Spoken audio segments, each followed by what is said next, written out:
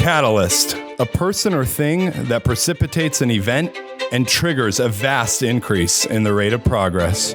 Over the last 10 years, Spokane, Washington, and the Inland Empire have experienced a rate of growth that has never occurred in the past. As a native growing up in a family of developers, I have always been intrigued by our city and the people who are responsible for our growth. Up until now, there has never been a voice of progress and development. Catalyst. This is the place where you will meet all the players responsible for the growth and development of our beautiful cities and this region. This is not just another local podcast. This is the Catalyst. And I'm your host, Bruce Van Cott. Hey, Spokane, this is Bruce Van Cott with the Catalyst Podcast. This is episode 4, and we have Josh Hissong and Matea Ped with HGD. That's HDG. HDG. I always think design at the end. He's been drinking. No. Thanks to our lovely sponsor, Brick West. I had to push that in there, right? Yeah, absolutely. Absolutely. So Thanks for having us, by the way. Of course. We're excited. What does it stand for? HDG, because I clearly had it screwed up. The legal LLC is Hissong Design Group. Okay. And then I partnered with Armando Hurtado within a few months of starting the company. And so his last name starts with an H. So we just kept HDG. Perfect. So really we're just a design architecture firm. Okay. But you're not just the design architecture. You're kind of the design architectural firm, at least here in town and, regionally and, we're all over the listed with nation. A lot of really cool companies locally. There's a lot of great people doing really good work in Spokane. Uptick and NAC, Integris. There's a whole bunch. We are lucky enough to be recognized locally, and it's been a good growth spurt for us. Awesome. Yeah. And so, Matea, you're the head of marketing? Yeah, I'm their director of marketing client relations. Nice. And how long have you been with HDG? Yes. I've been with them for 3 months now. 3 months? Yeah. That's awesome. Yeah. How are you liking it so far? I love it. It's awesome. Cool. It's great to work there. Cool. Yeah. So let's jump into the story a little bit because we've got a lot of followers that are watching this podcast, and we really kind of focus on the real estate market. And I mean, you've had your hands in a ton of the different aspects of design here in Spokane. A lot of my favorite stuff. So let's just talk about your background a little bit, how you got into architectural design, and how the company started. So the company was founded in 2010, and I actually got into design because in 2006 or 2007, I was buying a loft in the Morgan building from Ron Wells and his group. Hello, Ron Wells. Yeah. Great guy. Yeah, he's done a ton for Spokane. Any rate, they showed me kind of the storyboard of what they had planned for each unit. And I had no idea he was an architect. I didn't know they had designed them. And I kind of mentioned that I didn't like the way they were designed. And he said, well, then you need to go hire an architect. And so I was like, all right. So I called around and started asking prices. And about the third person that told me how much it was going to cost, I followed up with how much is the software that you use? And, so they gave me a list of some softwares. And so I went and bought the software.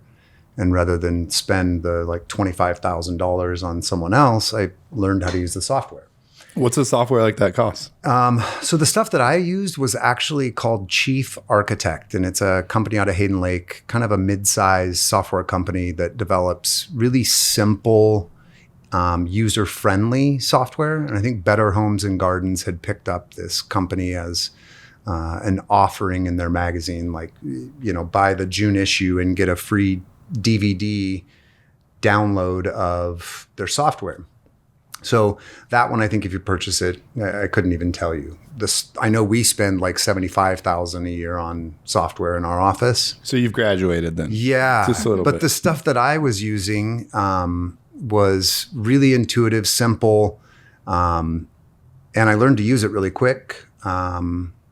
And so I brought my plans back to Ron and his wife, and he was like, hey, who did you end up hiring? And I was like, nobody. I downloaded this free software and did it myself. And so he hired me to do a couple projects, one of which was a restaurant design on the main floor of the Morgan building to try and attract a tenant for him.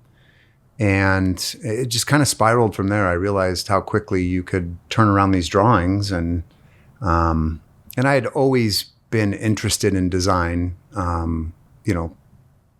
for years. But I subsequently took a job for SRE, and I designed for 4.5, 5 years, just sat and designed restaurant layouts and kitchen layouts for big restaurants and commercial kitchens, which is where I had met Armando. We worked on a couple projects together over the years. And then in 2009-ish, he was laid off and during the recession. Yeah. And started his own thing. I started my thing, and we just decided to join forces. So it came together in 2009. Yeah, 2009 is when he left. I started it in like November of 2010. And so he had emailed me and just said, hey, if you know of anything, I've gone out on my own. And so I just kept calling him going, hey, I've got another project. And we just started working on them all together, and it made sense to be partners. Well, that's awesome. So, and you're not actually an architect by trade then? No.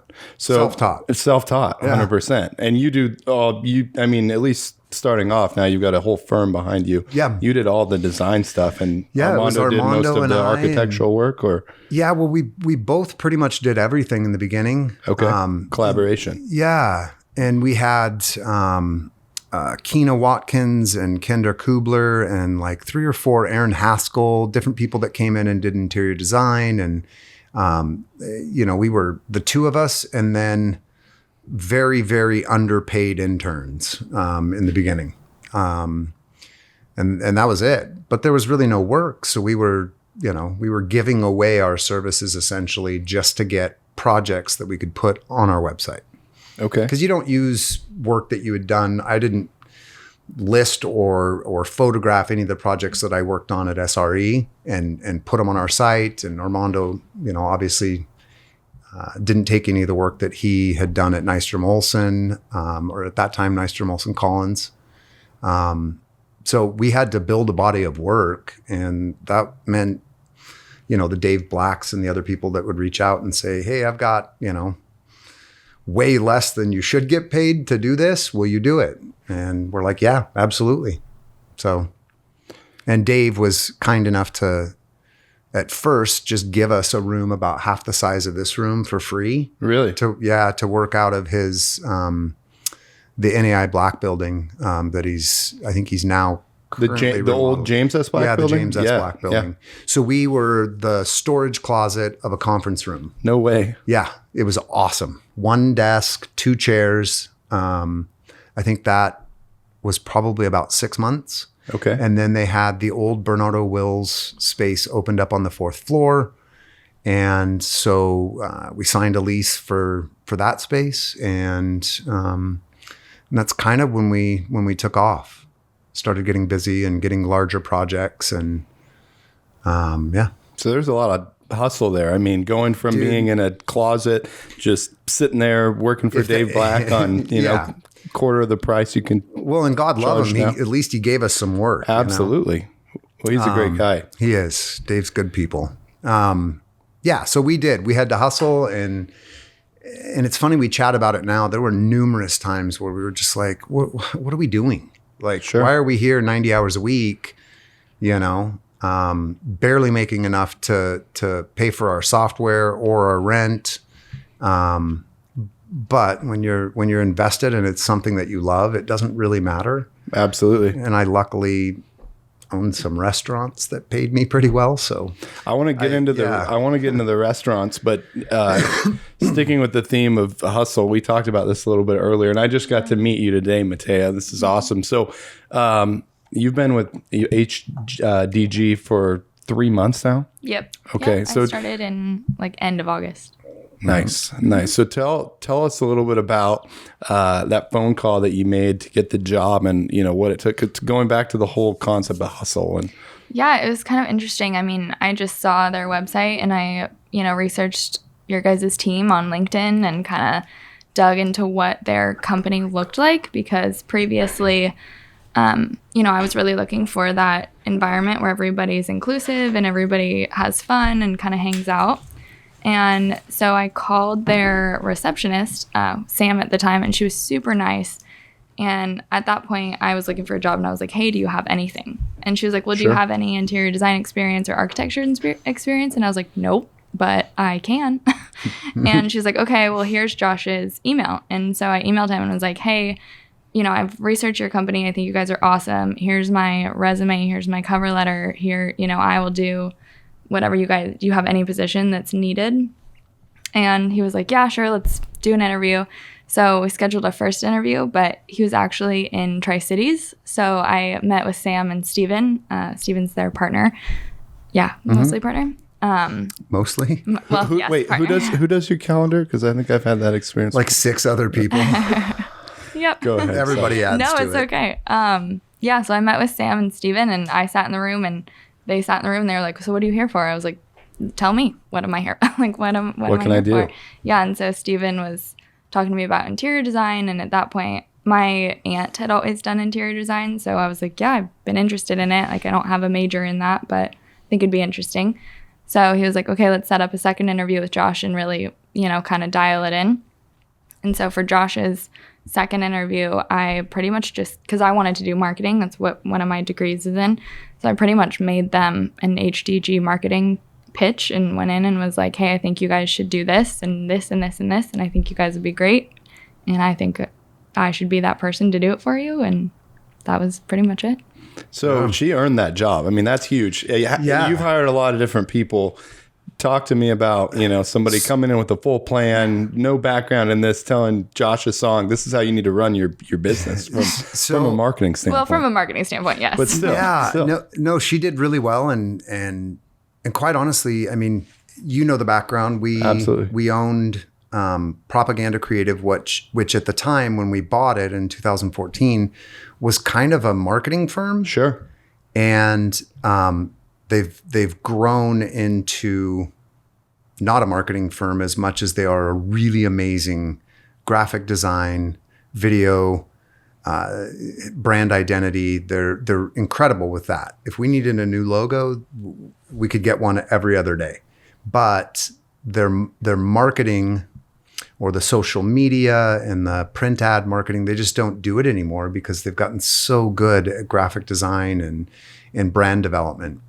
So they don't need to create more business. Yeah. And so we had them as our marketing company. And as they grew in a different direction, we had to kind of just step back and not use them anymore, really. Sure. And since they were in-house, we didn't think we ever needed a marketing director. Well, the long and short of it is, as Propaganda grew, the need for Matea grew. And we just had never found anyone that melded with the company. And so when she came in, her personality and obviously throwing together, a marketing strategy and sitting us down and telling us what she sees as an outsider, what HDG is from an outsider's perspective and where we could be, it was pretty interesting. And so I think we hired her that day or the next day or something. Day. Mm-hmm. That's awesome.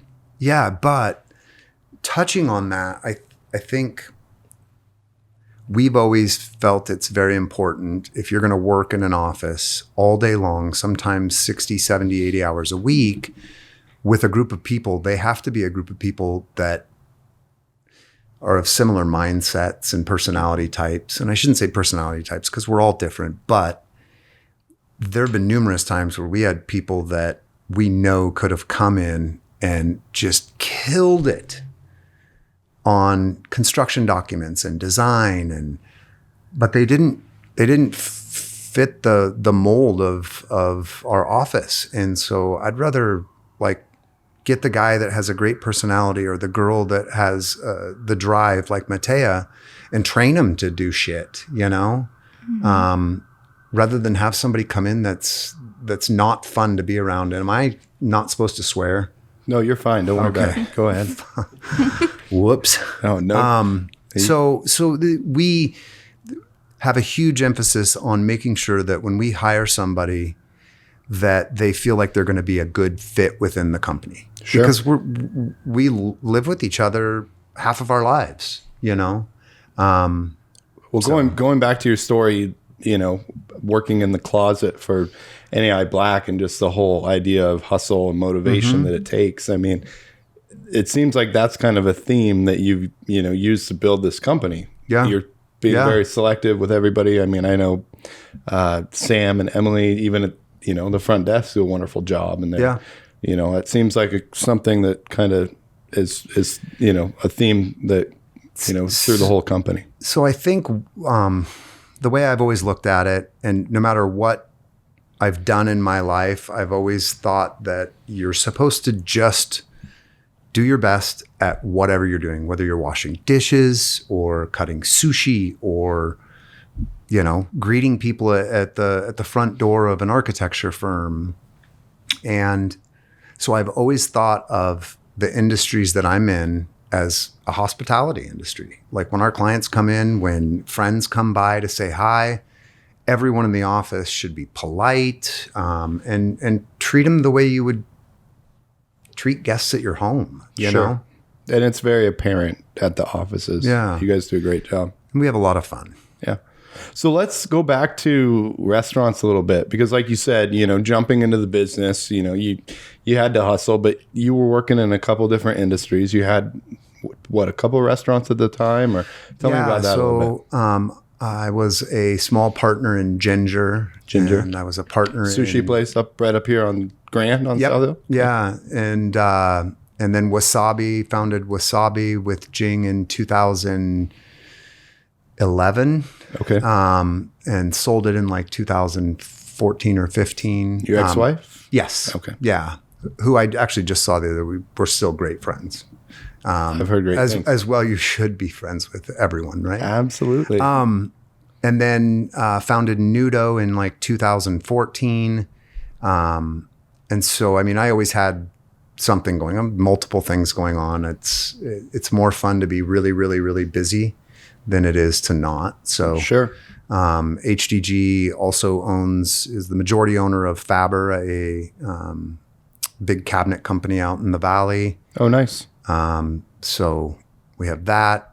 Propaganda we have sold to our partner, Jason Clairgett, and then one of the partners that Kyle Hurley, and they have purchased all of the ownership back from HDG, but we still share the office. And kind of the contract when they were purchasing it was we're all going to stay in the same building for, the foreseeable future. We have a great relationship with them, and it's a good vibe with those guys. Okay. Mm-hmm. So going back into, you own restaurants, you've designed restaurants, you worked with Ron Wells. He gave you kind of a shot in there. You got to work with Dave Black a little bit.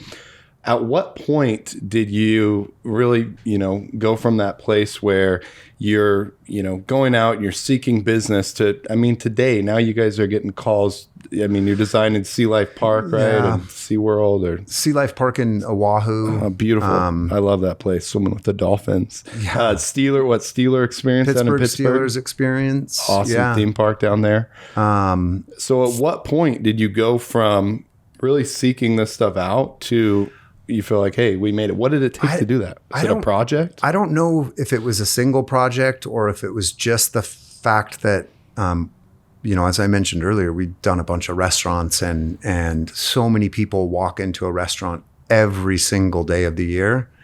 And you do a good job on a hospitality project and you're getting, 100,000 people through that space per year. So people start asking, who designed this? Okay. This is super cool. What's your favorite restaurant in Spokane that the audience would know that you've designed? I love brunch at Remedy. Yeah. Remedy's wonderful. That's like my favorite place, actually. That's funny you bring that up. I love Remedy. I think I bought $5,000 worth of gift cards in the last like 6 months. Good man. I love that place. Yeah. Good man. We just bought one too. Yeah. Nice. Yeah. Well, if you ever need one. Pretty much. He's selling them at No, I'll 5% off. I'll take you out. I love it.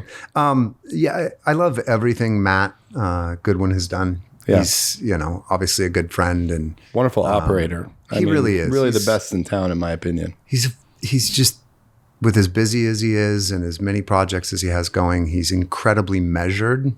And he's found a niche, too. I mean, like for what he does, is there a guy better in town? No, I agree. In my opinion, no.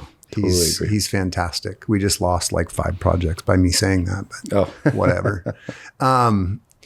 So Remedy, I love. Obviously, Nudo. I still eat Nudo 3 or 4 times a week. Trying to think. Anytime I'm ever asked about restaurants, I always draw blanks. But I think the steam plant's pretty cool. Steam plant's amazing. The view out these windows when those pipes are lit up. Yeah. And you did that one with Ron Wells, right? We did that one with Avista. Okay. So Avista owned it when we just finished a remodel there for an event space as well as the steam plant restaurant, probably 2.5 years ago, something like that. Okay. Trying to think. Stella's, Boots Bakery. I mean, there's so many great restaurants, man. Boots Bakery. So many great that whole restaurants. block. That's all because of Dan Spalding. Dan Spalding is the man. I mean, he's gonna help us take this block to the next level too. I got to be honest. I think Dan's probably the coolest guy that I know. He's definitely the coolest developer I've ever met. Yeah. I mean, he's rad. He's a rock star. Yeah. No, literally. I went to Europe last summer and I guess it was about 18 months ago. Fucking COVID. But his band was opening for the Stone Temple Pilots. Yeah. And so I flew over and met with him and then followed him to like 3 or 4 different cities and hung out. And the dude's amazing. He's, He just has fun too, right? And he's humble. Yeah. Yeah, dude, he spent like the last 2 weeks just like tearing apart an old motorcycle and rebuilding it. And he's doing a lot of cool projects. So he's like Dan. Keanu Reeves with that dog. Yeah, dude. He's Dan. Yeah, I know. He's the man. He's the man. So let's jump forward a little bit. So talk to us a little bit about what you guys are working on right now. Let's get your perspective. What is the most exciting thing that you guys are working on right now from a marketing standpoint that you feel like everybody needs to hear about? I think the most exciting part about us right now from a marketing standpoint is there's no certain niche that we're in. We're doing restaurants, we're doing lake homes, we're doing offices, we're doing multifamily. There's a lot of different types of projects that I get to learn about and that I get to showcase. So I think that's pretty cool.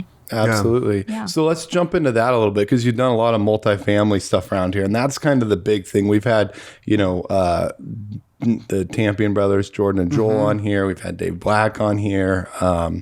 We've had Chris Batten and Bobby Brown. I mean, just these guys kill it in that space. Yeah. And you probably worked with all of them. Yeah. So we actually, Bobby and his group, Batten, they have the building behind our office. The red, And Chris was cool enough to come over and go, hey, you guys, every time you step out into your backyard at your office, you're going to be looking at this 4-story wall. We have to paint it. The brick's deteriorating a little bit and needs to be sealed. You guys pick the color. And so we were like, fucking lipstick red. And I think we talked about this on the podcast. Lipstick red. And they hated it, right? They were the idea. They were like totally against it. And now it's a little landmark on 3rd Avenue. What's in the common? The Soho Commons? Soto Commons, yeah. South of downtown Commons. Yeah. I love it. Yeah, that little neighborhood that we're in, our building and Think Tank is across the street, kitty corner, and obviously Arby's. But the whole neighborhood's getting cleaned up, and it's. Sure. I mean, you're what 3-4 blocks away. Yeah. This area is getting cleaned up. It's a really cool time to be working in downtown. I agree. I know 10 years ago when we started this, there's no way I would have put a restaurant downtown. I wouldn't have been on the main floor of a building. Unless you're in the core, right? Yeah, even then I was scared. 10 years ago, shit was a little bit different downtown. Sure. Things weren't, and obviously we're talking in the midst of COVID, and it's a little quieter downtown, and It's a lot quieter. so it really is. But we know it's going to get back to normal. This is going to buff out. I agree. You got to have faith. Yeah, But it takes guys like you and guys and gals that we have on the podcast that are out here making it happen, that have the faith, that are still going to work every day, that are still doing, what you guys are doing. And so speaking of that, talk to me a little bit about going back to multifamily. What are some of the, your favorite projects you've done here, multifamily, like some cool lofts, or you got the college apartments over? Yeah. I actually, West Side. We're doing a little bit of work, adding some touch-up stuff to the interiors over at College Avenue. So I was just over there this week. And you guys designed those, Yeah. right behind Kennel Yards. Yep. Big white right building. on, with the, I think it's College and Cedar. Okay. Carolyn Yu and her group, they hired us, and we worked alongside those guys. It's a great building. Yeah. That's managed by 4 Degrees, right? No, I think Kimley Haygood. Oh, okay. Maybe it should be. I know 4 Degrees helped them in the beginning. I thought that they had some. Yeah, I know there's a experience in that relationship there. project, Yeah. But the mystery lofts for the Diamond Parking family was super fun because we took, and I don't know if you remember, but where Nudo and Fire Pizza are located, across to the north of the Davenport, Okay. Yep. next to the Michael Building and Hotel Luso. Sure.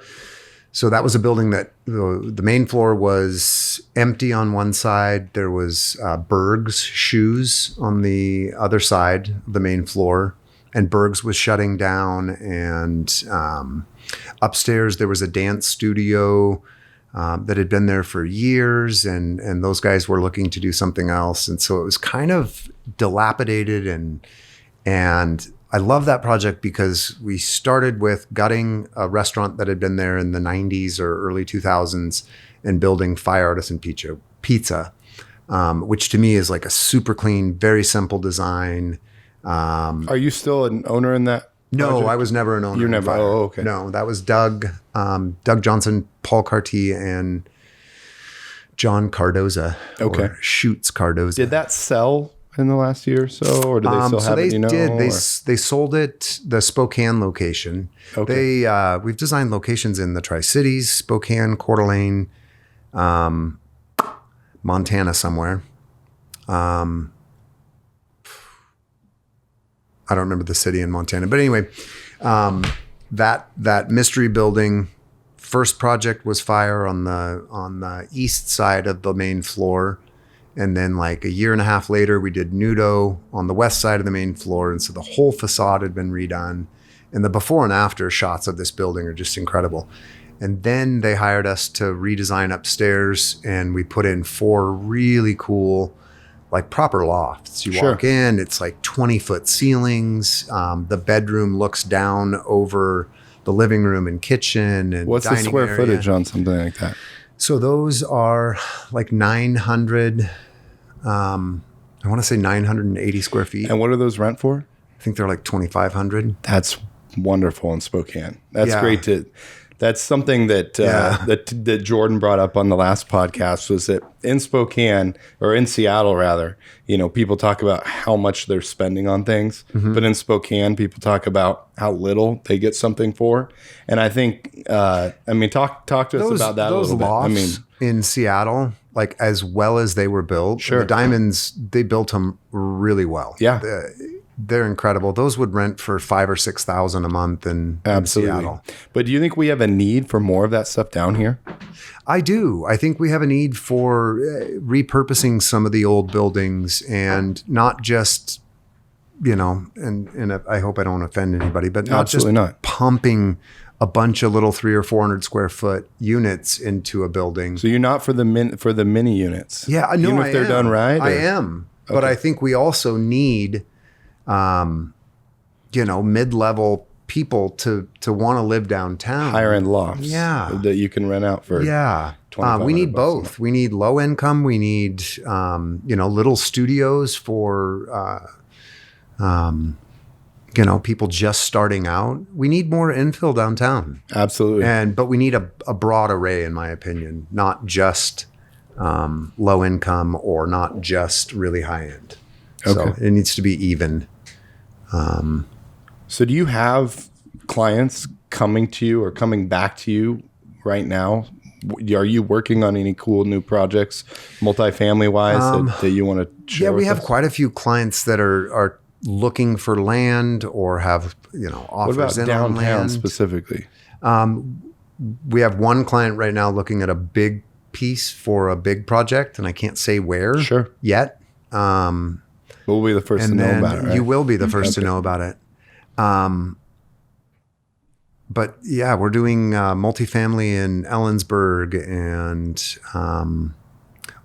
we do a lot of work in the Tri-Cities, oddly enough, to the point where we're getting close to opening an office there. Wow. You got a lot of marketing duties to go do down there. I do, yeah. Now she gets to go hang in the Tri-Cities. Hey, it's a pretty cool place. I dig it down there. I dig it. I dig the people. Every client that we've worked with down there have been amazing. Absolutely. Yeah, we love the Tri-Cities. I think it'll be more fun being multiple places. I agree with that. Just keep growing, right? Yeah, I think that's the goal. So yeah, multifamily, we're just wrapping up Delta Dental's 25,000 square foot office building, ground up CLT building. Now talk to me about that, because that to me is the coolest thing, those CLT buildings. Dude, this building is incredible. And actually Steven was up there doing a punch list today and brought back photographs. And this building turned out ridiculous. It's amazing. So for the audience, CLT, cross laminated timber. Yeah. So talk to us a little bit about, obviously you could imagine a building that is all wood. They glue this stuff together, and it's way stronger than steel. They can make it very, very strong. Very close. Yeah. Sure. Yeah. And they set the foundation on like a Thursday, and 2 weeks later the thing was framed and the roof was on. I mean, it's just wow. And the cool thing about our project up there is it's in Colville, which is where Vaughan Timbers is located. Yes. Yeah, I just logged a bunch of property with Vaughan. Yeah, they're amazing people. And so there's this connection with their CLT plant. Yeah. And so it was fun. Great community. But they manufactured everything, basically put all the parts and pieces in stacks in their warehouse, and then delivered them, and it just flew up. And it is gorgeous. So talk to me about, from an expense standpoint, I mean, it goes up faster, so obviously labor costs are a little different, right? Yeah. Is there a specialty putting that up? I mean, can any crew do that for the most part? No, I think you have to kind of have an understanding of how it goes together and what it takes. But it's not rocket science. No, it's not. No, I mean, we all played with Legos as kids. Sure. And I hate saying it's similar, but it is similar. The cost of materials are more expensive. It is. It's a little more expensive, and you still have to fur out walls and insulate, and so there's some stuff that you're doing that may seem repetitious, but the speed in which it's put up, there's that labor delta, right? And so, would you say it balances out? It does balance out. Wow, I think it does balance out, and you've got to insulate a roof anyway. You've got to frame exterior walls anyway, and this is just it's a great building material, and we're really excited. And subsequently, we're doing for one of the people at Vaughan, we've designed their personal home out of CLT. That's awesome. So we're stoked about that, and we are doing way more residential than we had done in the past. We were typically we were known as a commercial and mostly hospitality, commercial and office type company, that sporadically we would do a house here or there, and mostly for clients that were commercial clients. Now, in the last 2 years, it's Totally evened out. changed. It's 50-50. Wow. And we're doing some really amazing homes with really great clients. We're doing one in the Tri-Cities right now that's really cool, old farming family. And we're literally burying the house in a hillside. So Really? yeah, you walk from the south and you can't see the house until you basically fall off in front of it. And So I've seen like yeah. little huts and things No, done like this that, thing but this is- is it's a sick. multi-million-dollar house. Yeah. It's a Yeah. big deal. That's Just pretty cool. concrete and glass and then covered in dirt and wheat. Wow. It's going to be dope. Wow. A lot of cool stuff like that. So Matea, what do you, from a marketing standpoint, what do you do to capitalize on these epic projects and just your guys' experience in CLT and stuff like that? I think it's mostly, we're really focused on social media right now. Okay. So trying to post on Instagram a lot of our different projects. And we do a lot of magazine ads, and out at Coeur d'Alene Resort, we've got a couple of videos out there. So if you walk past the main hallway, you'll see our video on all their TV screens and everything. Nice. Yeah. Do you shoot that stuff in-house? Do you guys have a firm that Propaganda does that, Oh, actually. Propaganda does that. Yeah, Nice. I work with them probably once or twice a day. Wow. We're usually daily bouncing ideas off of each other. So Yeah, she got really lucky to be a marketing director at a company that has a backup marketing company in-house. Yeah. yeah, Because you guys are in the they're same amazing. Yeah, building, right? yeah. That's awesome. Yeah, no, I actually will sit at my desk and be working, and I'll look up, and to the left, Philip, who does a lot of their animation and video work, will be working on something for us, and I just get all excited. Yeah. And he hates it, but I just walk over and look over his shoulder, and yeah, he's actually finishing a video right now that Yeah. blew me away last night. He let me put his headphones on and listen to the background music, and which he doesn't usually let me do. So Yeah. They're awesome. It's great because I'll, have an idea. I'm like, hey, I want to do this. And they'll be like, done. They'll make the video and I'll send it out and Yeah. it'll be done. Or, with our website, we've got a couple new things happening that aren't quite done yet, but I brought the idea to them and they're like, okay, we're shooting tomorrow. yeah, Great. yeah, I think that goes live this week. It's New so about- valuable to have, good production. I know with this show, just being able to have a producer that puts this thing together. We can sit here and just bullshit, and people will listen to it because it looks good. Yeah. Yeah. Well, and he does all the work. because I'm also the client, relations side. So Absolutely. also setting meetings and following up with people, and also having a billion emails a day. So it's nice when I can email propaganda and be like, hey, I need an ad for tomorrow. Can you make it look like this? And I'll be like, yep, here it is. Sure. So from a business standpoint, have you noticed, since Matea's come in and she's really been focused on doing this stuff in-house and really, filling up your social media and creating content and this type of stuff, have you noticed a lot more business coming in? Do you think it's something that takes quite a while, or Well, yeah, I think to quantify 3 months of work? 3 months of that's- work is difficult, but I also firmly believe that she's kind of building a foundation. Sure. We've always been kind of a just run and gun type company. We need an ad. Yeah. 4:00 in the afternoon, I would create an ad in Illustrator and send it off, and Jumping out of planes, building parachutes on the way down. yeah, and now to have her collecting all the data and all the imagery and everything from 10 years worth of work, and kind of putting it in front of us, I'm like, we have a really large body of work. We've done a lot of projects, and Huge portfolio. so, yeah, and it surprises me sometimes because you're working on what you're working on.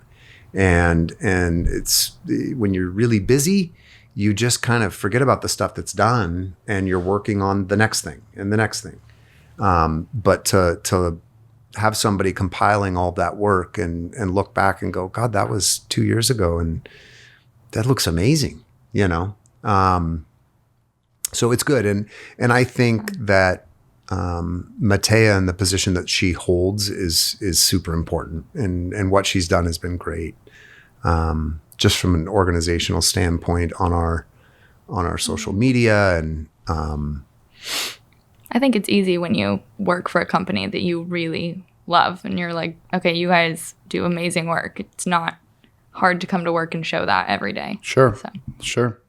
So let's change gears here a little bit. So let's talk to some of the, real estate developers. We got a lot of people, a lot of realtors out there that watch the show, lenders, people who are flipping houses, people who are buying multifamily stuff. And, maybe some of the times these projects don't have the budget, all the time to, come bring somebody like yourself in. So talk to me from a design perspective. What are some things that these people can keep in mind when they're designing, say the renovation on a house or the renovation on a multifamily project?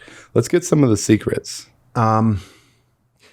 So we're going to be super blunt today. Please. When there's a project that you love, and I'll just use a Pinterest as an example. Go for it. And you see a project and you're like, oh my God, I love that. And you focus on a material and you're like, I'm going to do a remodel and I'm going to totally use this material. What the average person doesn't understand is how important proportions of materials are. Sure. And so they will just slather on a material and it completely fucks up the design. You put on way too much reclaimed wood on something and it's off. It looks wrong. Proportions are so important. And there are a lot of people that are flippers or, they work at a coffee shop and they remodel their place and they nail it. Yeah. So I'm not saying that you have to hire an architect or a design team to nail it, but just trying to copy something is never going to get you the same feeling, because the amount of time that went into what makes a project feel good isn't attained by just saying, I'm going to copy that. How much of it is like art and how much of it is like math and science when you talk about the proportions? You can't attain a feeling from math. From the pure numbers. You can contain or obtain a feeling from art. I mean, there are people in my office that are true artists. Stephen and Haley and Noah and Robert and Danny and Jim and I mean, they're really good at what they do. Armando, myself, sometimes when I get to design. So what I would say is look at what you would want if you're a developer and you were renting a space or you were leasing an office. Is it worth spending the extra money to do it right? In the long run, absolutely. And Sure. You look at companies like 4 Degrees, their office, the one that they did on Sprague where they started, it was a cool building. They busted their ass and got a cool little office out of it. Yeah. And as they grew, they realized that they needed to spend the money to do it right, to make sure. And they had the money to do it right. They did. The second time around. The second time around and the third time around. And rather we did the third 2 time offices for those guys, and the one that they just moved in, they probably outgrown that one too. But it's amazing. Yeah, but that's a dope office, and Steven was the project manager on that, Hewitt, and worked closely with Jordan and Joel, and it turned out incredible. But would 4 Degrees be making just as much money? Would they be just as busy if they hadn't spent that much? Yeah, sure. I think they would have. But that's not what they're about. No, and that will pay off in the long run. Absolutely, it will. I agree. And I say the same thing. MW engineers and DCI engineers, all these companies that we've designed offices for, they didn't need to spend that much money to have a good environment for their employees' work. They did it because it's important. And there's longevity to good design. So would you say you probably have more fun on a project where it is something like that where there is that longevity versus something where someone's going to come in and, do it real quick. Where, I mean, obviously, if you got a budget, it's going to be a lot more fun, right? Yeah. If you got the budget that you want. Yeah. And honestly, you get it most of the time, don't you? We get budgets today that we couldn't even dream of 5, 6, 7 years ago, 8 years ago. I mean, we used to be handed like $50,000, $60,000 budgets to design and build out an entire dining room. Wow. And it's like, now we get what you need to do that. And sure. It's more in the $800,000, $900,000 range for an amazing dining room. But yeah, to speak on that, we're a Spokane company. Yeah, we do work all over. We're licensed in like 9 or 10 different states right now. And we do get to spend more to do projects. But we started out in Spokane where budgets were small. We were all pushing through a recession. And so we had to learn to hustle to get projects built at a fair price. I mean, some of the stuff that we designed and built in 2012, 13, 14, I look back now and when I see the pricing come in for these projects that we're working on, I'm just like, how is it 10 times more expensive than it was 6 or 7 years ago? Everything's a lot more expensive, but not 10 times. Sure.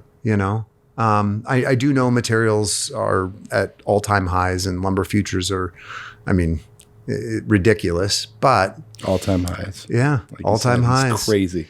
I think lumber hit $712 a 1,000 board foot today. It was up at $940, and we would have clients in our office, and they would ask, "Can we build this for $200 a square foot?" And I'd just pull up the screen and check lumber futures and just say, no, you can't. Yeah. Your $30,000 lumber package 8 years ago is like $275,000 today. That's so crazy. So you should have bought forests 10 years ago. I know, right? Timberland. Just boring land out in the middle of nowhere. Yeah. Yeah. So talk about some of the design. So you work all over the country. Talk about some of the design aspects that you see in, some of these bigger cities like maybe Seattle or Portland or, West Coast cities or Midwest cities that are coming to Spokane or that need to come to Spokane that we need to see to really, we're kind of right on that verge of like being a really, really cool city. It's a cool place for us, right? Yeah. We love it. We know it, but it's a secret still. I think it's funny because we've been here during the growth, right? Yeah. It's been a slow process. When you've been a piece of it, which is awesome. There've been a lot of cool companies that are a piece of it, and we've been lucky enough to be part of that. Yes. But I think for you and I, like, it's on the verge. Yeah. Other people roll in and they're like, oh my God, this place is awesome. Yeah. And then you mentioned that they can, take a 30-minute drive over to Coeur d'Alene and be in God's country, right? So I think we're seeing a really large influx of people moving to Spokane. And in my opinion, it's kind of the right group of people. It's a lot of people that are able to work remote. Our industries are education and healthcare. And so to get a little more tech in Spokane, larger companies, bigger employees. Yeah. Larger employees. This city's going in a great direction. Agreed. It's incredibly exciting. Matea, so where are you from originally? I'm from Spokane. Oh, you are? Okay. Yeah, I grew up here and then I went to WSU and then. Oh, nice. Nice. Back. So you came back. Mm-hmm. So I know when I was growing up, everybody moved away. Yeah. No one wanted to be here. But I remember the first day of kindergarten, people talking about going and playing soccer over in Seattle and how cool it was. Yeah. And Pikes Place Market and real buildings. And now everybody's came back. Everybody wants to be. I mean, whether it's the cost of living or the design or the fact that everybody who owns everything. I mean, it's a place where there's no barriers to entry. Yes. And I think you touched on the cost of living, but I think it's just the way of life here. Sure. We will complain when we get slowed down on the freeway to 45 miles an hour. That's for like a 30-minute period twice a day. Yeah. You can get anywhere in 15 minutes. We talked about restaurants. There's an incredible culinary scene here. Ginger and Luke Baumgartner are pushing the art scene to a level that we've never seen in Spokane. Those names keep coming up, and we've got to get them on the podcast. So Ginger and Luke, we got to get them on the podcast. So Yeah, I hear wonderful things. And they give a shit about the art community, and it's important here in Spokane. We need that. Incredibly important. I love walking by. It's called From Here. Have you seen that? No. It's in the mall downtown, and it's just a collective retail shop of all of these different artists from Spokane and the surrounding areas, and it's cool. It feels like something that you'd bump into on Santa Monica Boulevard in LA. Yeah. Great people working there, and quite honestly, really good art, apparel and jewelry and graphic prints. It's pretty dope. And that's a collective of from Terrain. Yeah. That Luke and Ginger have put on for years. They've got that over in the Cracker Building just down the street here, right? Yeah, like a block from, not even a block. That is right around the corner. Hogwash is the best spot ever. I love that place. I've never been there. Is it still? It'll With be open COVID after right now, COVID. it'll be open eventually, Yeah. man. It's Yeah. tough. Yeah. So talk to us about the future of Spokane and opportunity. Where do you see opportunity? And maybe not so much specifically like geographically, but in design. Like, what do we need from a design standpoint here in Spokane that we don't have that would just draw people in? I mean, I think we're headed in the right direction. Sure. I mean, you look at what Uptic's doing, what NAC is doing, Integris, ALSC, Trek. I mean, these companies are pumping out good design where Sure. it used to be, and maybe it was a budgetary thing, but it used to feel very generic and kind of just the same buildings stamped we out didn't over and have over the again. designers. We didn't No, have it the was- budgets. Yeah, and I think it was the budgets. I think everybody that's ever worked for an architecture firm has wanted to design something cool. Yeah. But if the budget's not there, it's a little more difficult. And when you're value engineering a project, the first thing to go is the cool. Yeah. Because you have to have an HVAC system and you need toilets. Sure. So the cool factor goes away. But honestly, I think a little of what we're missing is that indoor-outdoor feel. Brick West did a great job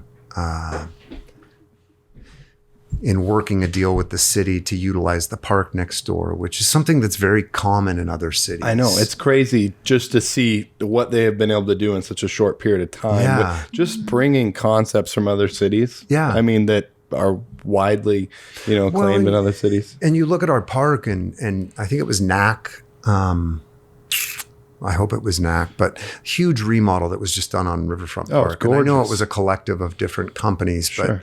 but they did a fantastic job. But you walk through another city and you walk through their park system, and there's retail shops either on the park or within, and restaurants. You walk down the more stuff to Seine do. in Paris, and there's 50 little shipping container restaurants. Like every 100 yards, there's another restaurant. Well, it's not like we didn't have the budget on that project. No, they spent some money. What is it then? I mean, what is it? It's the influence? Well, I Is think it- there's the fear of if you build it, they may not come.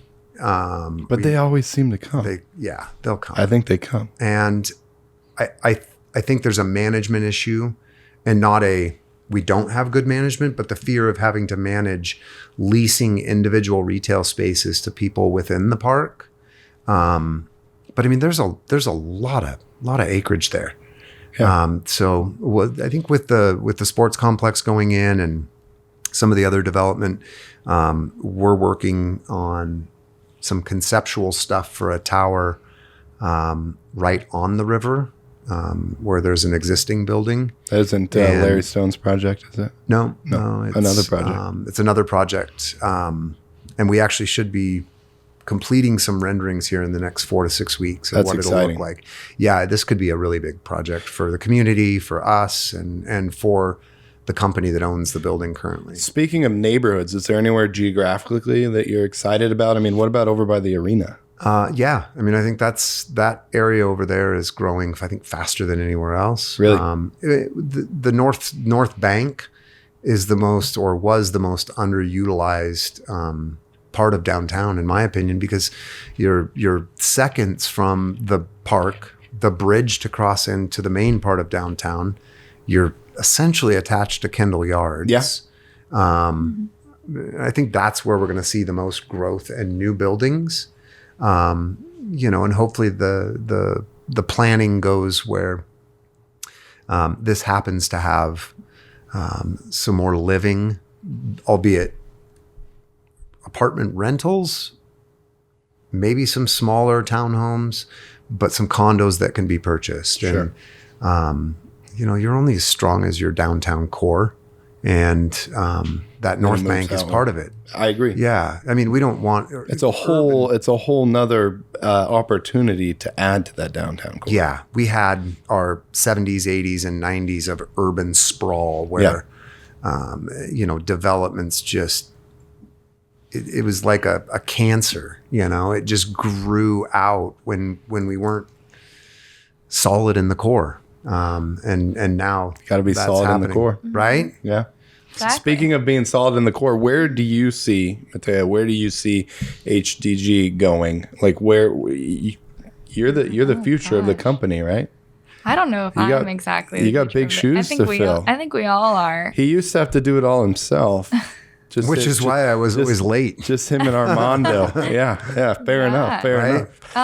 So now he's on time. What are you going to do? Yeah, I see a lot of our future, building those places in Spokane that haven't come yet for maybe a younger population coming in. But then I also see us, expanding to Tri-Cities and Idaho, Coeur d'Alene, Hayden, all of those little towns that don't exactly have everything right now. Yeah, so. Haven't fully finished that identity. Yeah, there's so much over there. I mean, I grew up here, and we go over to Coeur d'Alene in the summer every single weekend. I know. I love it when people over there talk about the difference between Spokane and Coeur d'Alene. Yeah, it's like that's our playground in the summer. That's where we go. Exactly. Right? Yeah, and it's always been that way. It is. There's places we love here to go, like restaurants and parks, and then there's Coeur d'Alene, and I've got a lot of friends in Tri-Cities, so I think it'll be really cool to see HDG expand into all of those places. And you touched on going to Coeur d'Alene in the summertime and that feeling there. Yeah. That feeling in the summertime is what we're missing in downtown. We need to connect it. Yes. Let's bring it. We got to bring it all together. Here, bring it here. Yeah. No, you drive down the street any time of day or night in the summertime in Coeur d'Alene, and Sherman is alive, and that's what I mean for Spokane, and that's what Matt's done with Brick West and all of these other restaurateurs and hoteliers that are offering outdoor space. Wall Street was supposed to be a walking street, and it's still a turnaround for our bus system. Yeah. And that should have just been a bunch of tables and chairs and vibrance in the summer. I think we'll get there, and I think there's a lot of cool neighborhoods that are coming up too. That I've got one that I'm gonna be selfish about. I'm gonna have to bring you on. Push it. We're gonna have to sit down and talk about some ideas, because we got a lot of real estate to cover there. So. There's a ton of room for pockets of Spokane to become kind of what Kendall Yards has become, what Perry District has become, what the North Bank is becoming. And again, I see the North Bank as huge growth spurts over the next 3 or 4 years, 5 years, and a place where people want. I mean, how cool would it be to leave your apartment or your condo or your house and just walk across the bridge through Riverfront Park to get to your office, or to go on date night, or to go see a show or a restaurant? Yeah, I mean. So we need it all. We exciting. need the arts. We need the neighborhood. We need to maintain music venues and bring it all together. Alrighty. Well, thank you guys so much for coming out. This was an awesome show. This was awesome. We covered a lot of ground. Thanks, brother. Yeah, absolutely. Yeah, thank you. That covers the podcast. That's episode 4. Thanks for tuning in tonight, guys. And we'll see you guys back here next week with episode 5.